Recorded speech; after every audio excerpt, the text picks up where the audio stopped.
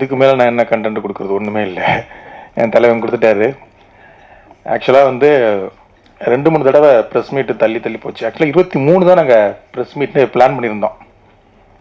அப்போ வந்து மிஸ்கின் சார் வந்து ஃபாரின் போக போகிறாரு.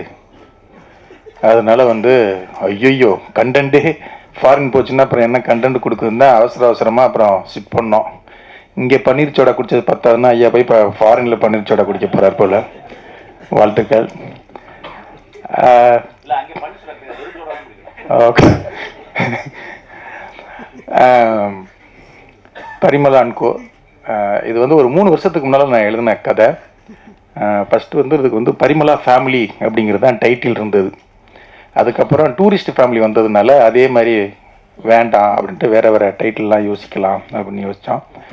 அப்புறம் வந்து இந்த டைட்டிலுக்கு அதுக்கு வந்து ஸ்வீட் ஹோம் அப்படின்னு டைட்டில் வச்சுருந்தோம்.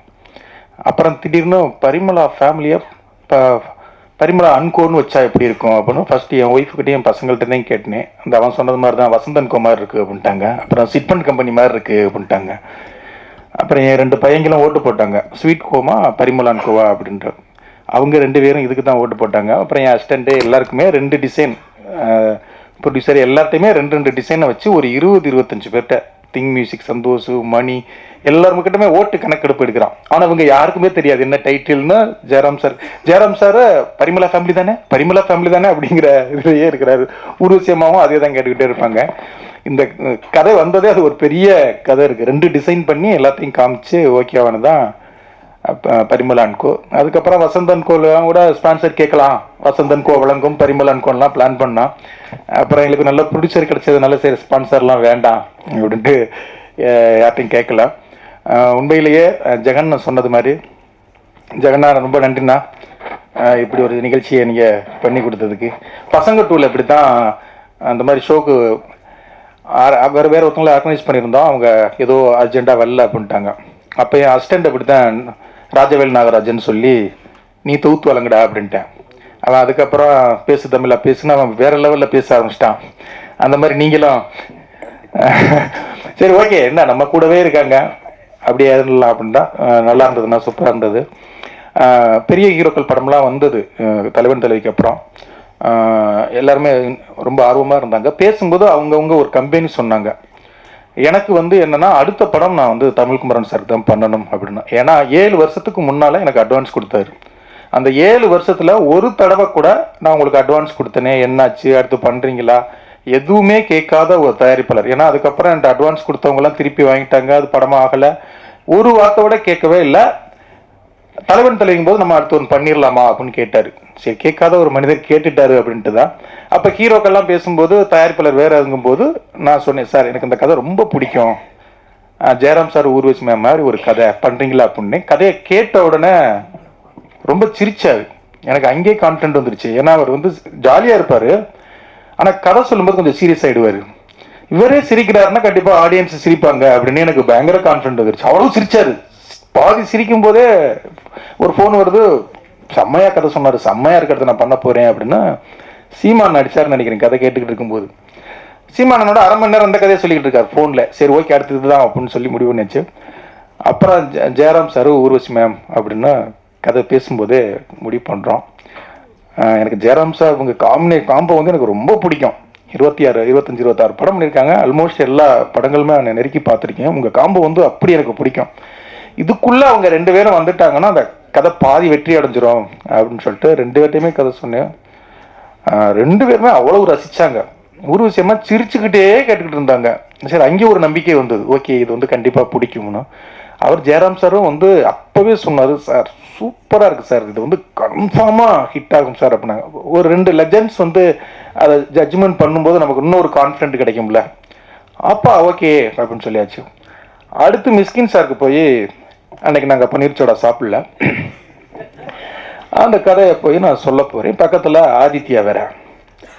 ஆதித்யாவோட கதை சொல்லி முடித்த உடனே ஆக்ட் 1 ஆக்ட் 2 அப்படின்னு ஏதோ ஆக்ட் பற்றியெல்லாம் சாமி பேசிக்கிட்டு இருக்காப்லையோ. எனக்கு அந்த ஆக்ட் 1 ஆக்ட் 2 தெரியாது.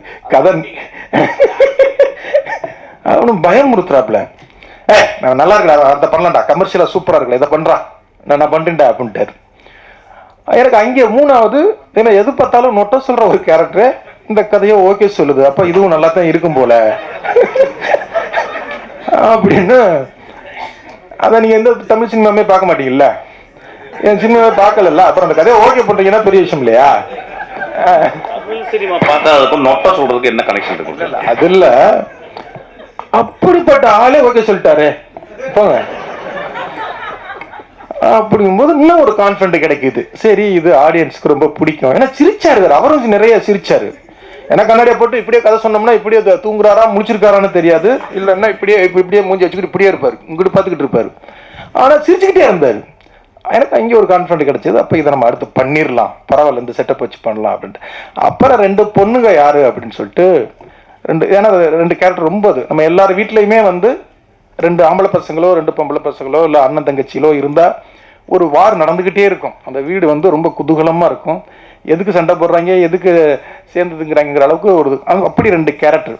ஒரு டாமன்ஜெரி மூடில் 2 உள்ள அக்கா தங்கச்சி அப்படின்னு யார் பண்ணலாம் அப்படின்னு சொல்லிட்டு தான் 2 பேரையும், அப்புறம் சஞ்சனாவையும் அனந்திகாவையும் பிடிச்சோம்.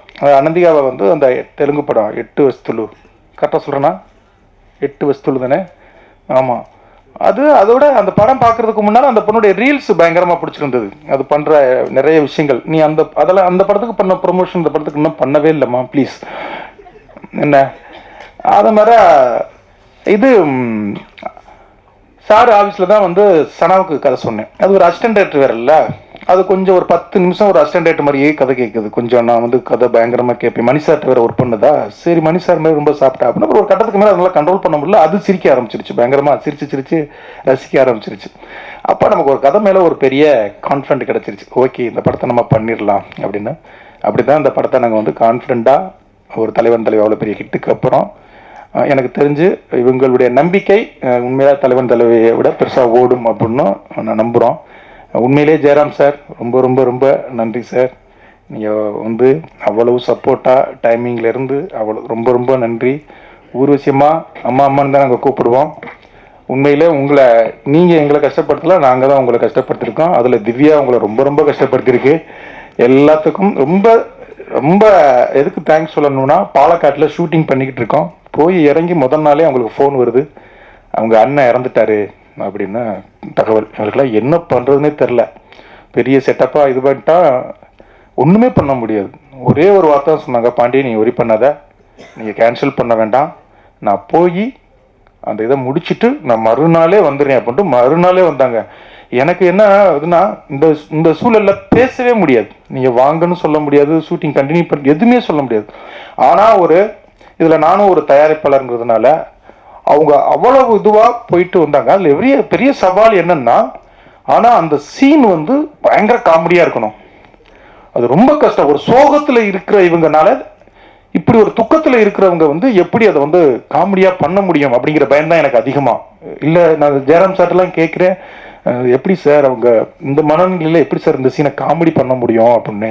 இல்லை அது பண்ணிவிடும், ஒன்று பண்ணும் பாருங்கன்னு ஜெயராம் சார் சொன்னாங்க. அது செகண்ட் ஹாஃப் ஸ்டார்டிங்கில் வரும், நீங்கள் படம் பார்க்கும்போது உங்களுக்கு தெரியும். பிரிச்சுட்டாங்க. உண்மையிலேயே ஒரு டைரக்டராக எங்களுக்கு அவ்வளவு ஒரு கட்டத்துக்கு மேலே போர் அடிக்க ஆரம்பிச்சிடும். படம் போர் அடிக்க ஆரம்பிச்சிடும். பார்த்து ஏன்னா எடிட்டிங், டப்பிங், மிக்சிங் எல்லாத்துலேயும் ஒரு கட்டத்துக்கு மேலே போர் அடிக்காட்டினாலும் ஒரு காமெடி சிரிப்பு வராது, த்ரில்லர் எல்லாமே அப்படியே இதுவாகிடுவோம், பிளாங்க் ஆகிடுவோம். ஆனால் அவங்க 2 பேருடைய காம்போ கடைசி வரைக்கும் இன்னைக்கு பார்க்கும்போதும் அதை அவங்களுடைய காமெடி அது என்ன ஆசைப்பட்டமோ அதை ரொம்ப பண்ணிட்டாங்க. அதே மாதிரி எங்களுடைய இந்த படத்தில் ஜெயராம் சார் கரெக்டாக 9 மணிக்கு வந்துடுவார். அம்மா கரெக்டாக 9:30 வந்துடுவாங்க. ஆனால் நான் 7 மணிக்கு ஷார்ட் வைக்கிறாள். யார் எங்களுக்கு அப்படின்னா, எங்களுக்கு 3 அடிமை கிடைச்சாங்க. 1 சாண்டி மாஸ்டர், 2 அந்த பொண்ணுங்க. 6:30 வர வச்சு 3 பேரையும் வச்சு அடின்னு அடிக்கிறது. அது 3 பேருமே உண்மையிலே மாஸ்டர், சாண்டி மாஸ்டர், என் எனர்ஜிக்கு இது வரைக்கும் கிடைச்சதுலேயே சரியான ஆளுன்னா சாண்டி மாஸ்டர் தான். நான் என்ன ஓட்டம் ஓடுவேன்னா அவர் எனக்கு மேலே ஓடுவார். அடே புட்டிட்டா ஒருத்தன் கிடைச்சாண்டா ஒரு அடிமை, உங்கள் கூட நிறைய படம் பண்ணுவீங்க மாஸ்டர். அவ்வளவு எனர்ஜியோட காலையிலேயே பயங்கரமாக இது பண்ணுவாங்க. அதே மாதிரி அந்த 2 பொண்ணுங்களும் அப்படித்தான். என்ன டைம் சொன்னால் ஓகே சார் அப்படிங்க. ஆனால் 2 மணி நாள் போனால் அங்கே திவ்யா கிட்ட மட்டும் கெஞ்சுங்க, நாளைக்கு மட்டும் ஒரு 9 மணிக்கு போடு திவ்யா அப்படின்னு சொல்லி இது பண்ணுவாங்க. ஆனால் அவ்வளவு சப்போர்ட்டு, அவ்வளவு இது உண்மையிலே 2 பேரும் சனாவுக்கும் அனந்தியாவுக்கும் உண்மையிலே இவ்வளோ குயிக்காக பண்ணதுக்கு நீங்கள் 3 பேரும் ரொம்ப முக்கிய காரணம். அவங்க ஒரு காம்பினேஷனாகவே சூப்பராக இருந்துச்சு. ஜெயராம் சார், ஊர்வசி, அந்த 2 பொண்ணுங்க நிறைய பேர் என்கிட்ட கேட்டாங்க, அவங்க உண்மையாகவே அக்கா தங்கச்சிங்களா அப்படின்னோம். உண்மையாகவே ஒரு அக்கா தங்கச்சிகள்கிட்ட பெரிய சண்டை நடந்துக்கிட்டு இருக்கோம். உங்கள்கிட்ட அவ்வளவு லவ்வாக இருப்பாங்க, ஸ்பாட்லேயே அவ்வளோ இதுவாக இருப்பாங்க. என்ன காஃபி டீன்னு ஆர்டர் பண்ணி ஏதாவது சாப்பிட்டுக்கிட்டே இருப்பாங்க. அது ஒன்று தான், எப்போ ஆர்டர் பண்ணாங்க என்ன ஆர்டர் பண்ணாங்கன்னே தெரியாது அந்த மாதிரி. அதே மாதிரி ஆதித்யா, தேங்க்யூ பிரதர். உண்மையிலேயே ஒரு அண்ணனையும் தம்பியையும் முதல் முறையாக ஒரு படத்தில் நடிக்க வச்சதில் எனக்கு ரொம்ப ரொம்ப சந்தோஷம். அது மட்டும் கிடையாது, சம்பள விஷயத்துலையும் அவர் மிஸ்கின் சார் வந்து இறங்கி வரலாம்னு நினச்சா கூட இறங்க விடாமல் பார்த்துக்கிட்ட உங்களுக்கு என்ன நல்ல தம்பி கிடச்சிருக்காரு சார், மிஸ்கின் சார். அவர் சொல்லுவார், டே விட்றா தம்பிடா, பார்த்துக்கலாம்டா, சம்பளம் குறைச்சி பண்ணலாம்டா அப்படிம்பாரு. அப்புறம் அவர் வருவார், அண்ணே அது வந்துண்ணே நம்ம அங்கே அவ்வளோ வாங்கியிருக்கோம்ண்ணே, இங்கே இவ்வளவு தானே வாங்கியிருக்கோம்னா என்ன இங்கே கொஞ்சம் தான் இறங்கும். அப்படி ஒரு நல்ல அன்பான தம்பி என்ன. அதே மாதிரி சந்திராயன், சஞ்சய், பூர்ணிமா, எல்லாருக்குமே தேங்க்யூ. பூர்ணிமாலாம் திடீர்னு நாளைக்கு ஷூட்டுக்கு இன்னைக்கு கேட்டோம், உடனே நான் வர்றேன் அப்படின்னு சொல்லிட்டு உடனே வந்துருச்சு பூர்ணிமா. தேங்க்யூம்மா. அந்த டயத்தில் வந்து அது பெரிய சப்போர்ட்டாக எங்களுக்கு இருந்தது. அதே மாதிரி மிஸ்கின் சார், ரொம்ப ரொம்ப ரொம்ப ரொம்ப நன்றி சார். ஒரு 2-3 நாளாக ப்ரமோஷனுக்காக எல்லா இடத்துக்கும் கூட்டிட்டுறேன், என் பின்னாலேயே வர்றாரு. நான் போகிற இடம் பூரா நான் வரேன்டா படத்துக்காக வரேன்டா. எனக்கு என்ன அப்படி ஒரு டேரக்டர் போய் எல்லா இடத்துலையும் உட்கார வைக்கிறோமோ அப்படிங்கிற ஒரு இது. ஆனால் எனக்காக உங்கள் லவ் வந்து அவ்வளவு அற்புதமானது. அதே மாதிரி ஜெயராம் சார் ஒரு விஷயமா எங்கே பார்த்தாலும் என் வீட்டில் கேட்குறேன், எங்கே பார்த்தாலும் 2 பேரும் உட்காந்து பேசிட்டே இருக்கிறாங்க அப்படின்னு சொல்லி நம்ம படத்துக்காக. ஏன்னா ஜெயராம் சாருக்கு வந்து இந்த படத்தை வந்து ஒரு பெரிய படமாக ஆக்கணும் அப்படிங்கிற அம்மாவுக்கும் சரி எல்லாருக்கும், என் டீம் எல்லாத்துக்கும். அதே மாதிரி ஜார்ஜ் வில்லியம்ஸ் ரொம்ப அற்புதமான, என் ஸ்பீடுக்கு சரியான கேமராமேன். என் படங்கள்லேயே ரொம்ப ஒரு குவாலிட்டியான படமாக கண்டிப்பாக அந்த படம் இருக்கும் நான் நம்புகிறேன். அவ்வளவு இது. அதே மாதிரி ஃபாக்ஸ்ன்னு சொல்லி இந்த படத்தில் ஒரு புது மியூசிக் தேட்டரு, திங் மியூசிக்லேருந்து எனக்கு சந்தோஷம் மணியும் அவனை அறிமுகப்படுத்தினாங்க. அவ்வளோ ஒரு எனர்ஜியான ஆள். இன்னொரு அனிருத், இன்னொரு சாயபங்கர் வந்து நமக்கு கண்டிப்பாக கிடப்பாங்கன்னு நான் நம்புகிறேன். சவுண்ட் அவங்களை பார்க்கும்போது தெரியும். அதே மாதிரி எடிட்டர் பிரதீப், இவங்க எல்லாருமே ஏன் இங்கே வரலன்னா எல்லாருமே கூப்பிட்டுருந்தோம். எல்லாருமே எடிட்டர் வந்து ட்ரெய்லர் பண்ணிகிட்டு இருக்காப்புல, சார்ஜ் வந்து டிஐ பண்ணிட்டு இருக்காப்புல, அவன் ஆர்ஆர் பண்ணிட்டு இருக்கான். ஏன்னா அந்த லீவு முடிய போகுதுங்கிறதுனால இது ஃபேமிலி ஆடியன்ஸுக்கான ஒரு படம். அதனால வந்து இந்த மாதம் எண்டுக்குள்ளே இந்த படத்தை சீக்கிரமாக கொண்டு வந்துடணும் அப்படிங்கிறதுக்காக அவசரமாக வேலை பார்த்ததுனால அவங்களாம் வரல. அவங்க எல்லாருடைய சார்பாகவும் இங்கே வந்த சுபாஸ்கரன் சார், லைக்கா ப்ரொடக்ஷனுக்குள்ளே வந்ததில் எனக்கு ரொம்ப ரொம்ப சந்தோஷம். லண்டனுக்கு போய் எங்களுக்கு அவ்வளவு பெரிய விருந்து கொடுத்தாங்க. அவருக்கு வந்து இந்த படத்தை வந்து நான் ஒரு பெரிய ஒரு விருந்தாக கொடுக்கணும்னு ஆசைப்பட்றேன். சுபாஸ்கரன் சாருக்கும் தமிழ்குமரன் சாருக்கும் ரொம்ப நன்றி. இங்கே இவ்வளோ நேரம் இருந்த அவங்க எல்லாருக்கும் நன்றி. பிஆர்ஓ சதீஷ் டீமுக்கும், எங்கள் அண்ணன் ஜெகன்னனுக்கும், என் அசிஸ்டன்ட் டைரக்டருக்கும், திவ்யா, சந்தாமரை, விக்கி, ராகுல், அன்பு, எல்லாருக்கும், ஆஷிக், என் டீம் எல்லாத்துக்கும் ரொம்ப ரொம்ப நன்றி. அவங்க இல்லைன்னா இந்த படத்தை இவ்வளவு ஸ்பீடாக எடுத்துருக்க முடியாது. நிறைய உங்களை திட்டிருக்கேன், நிறைய போட்டு பயாடப்படுத்தியிருக்கேன். எல்லாம் இந்த படம் வெற்றி வந்து உங்களுக்கு பெரிய என் மேலே உள்ள கோவத்தை நீக்கும்னு நான் நம்புகிறேன். இங்கே வந்த எல்லா நண்பர்கள் எல்லாருக்கும் ரொம்ப ரொம்ப நன்றி. தேங்க்யூ, நன்றி.